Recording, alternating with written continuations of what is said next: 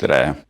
Mina olen Kristjan, tegelen Tartumaal mahe-teraviljakasvatusega, olnud sisuliselt enda tegevuse ajal algusest saadik mahe. Kuidas ma jõudsin e-agronomini? Kui sul Excel juba jookseb minema kuskilt, ei saa täpselt aru, et sa otsid lahendust paremuse poole. Kas nüüd e-agronomi pakuti mulle või ma leidsin ta ise, seda ma enam ei mäleta täpselt, aga siis, kui ma teda nägin, siis ma teadsin, et rohkem ma nagu ei pea mõtlema. Süsinikuprogrammiga liitumine oli minu jaoks tegelikult loogiline jätk, sellepärast, et juba eelnevalt ma katsetasin erinevaid vahekultuure.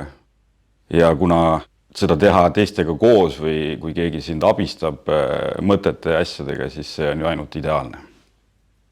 Pärast süsiniku konsultatsiooni väga suuri muudatusi ma tegema ei pidanud. Külviplaanid tuli üle vaadata, endale selgeks teha, mida ja kui palju ma ikkagi suudan teha. Minu jaoks ei olnud see suur probleem, et väga suuri muudatusi ma tegema ei pidanud. Kui palju mul võttis aega süsiniku konsultatsiooni järel neid asju üle vaadata või üldse sellega kokku tegelesin? Pigem mitte väga kaua.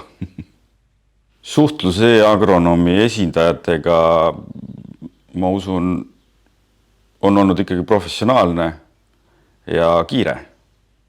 Oma ettevõttega plaanin kindlasti jätkata jätkusuutlikul teel.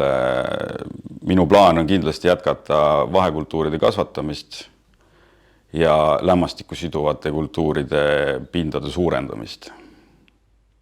See, et põllumehi premeeritakse jätkusuutlikkuse edendamisel või arendamisel, ma arvan, et see on väga oluline juba selles plaanis, et see ikkagi vähendab, nende kõikide asjade tegemine on ikkagi suur kulu ja need tahavad ikkagi saada mingil määral raha. Minu jaoks näiteks, et kui ma saan seemne kulu kas või sellega juba tasa või vähemalt mingi osa sellest, mina olen juba happy. Ja ma usun, et ka teised põllumehed mõtlevad samamoodi.